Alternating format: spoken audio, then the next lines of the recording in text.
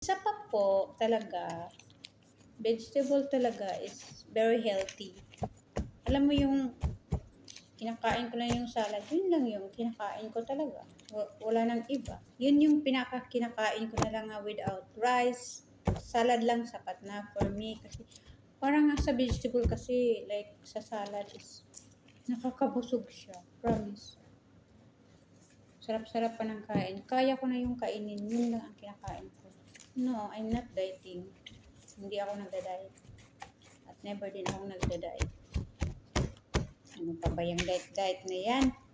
Tayo nagtatrabaho dito. Paano na lang pag hindi tayo pero talaga, ano dito eh.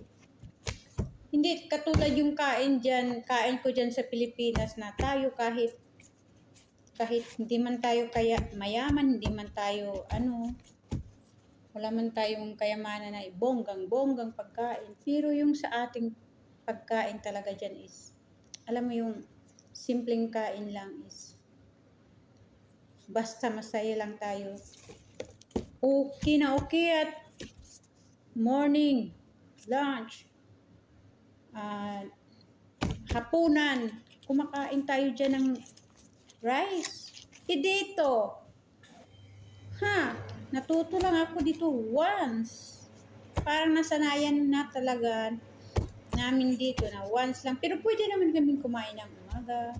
Sa amin yun. Pero talaga dito ako, tanghali talaga lang ako magkain ng rice. Sometimes hindi pa talaga. Minsan hindi pa talaga. Parang lang, kubos. Ayun, kaya lumalaki yung face lock dahil mahilig ako sa tinapay. Ever since, ganun, tinapay talaga. Yun lang. Maganda kasi itong may ginagawa ako tapos nakipag-chikahan ako sa inyo. Kasi wala naman akong kausap dito. Maganda pa lang ito, no? Maganda kahit walang sumasagot sa'yo at nagsasalita ka lang dyan. Marami namang nakakakita dito. Diba? Like ako, I'm solo alone here. Oh, solo na alone pa. O, diba? Ganun.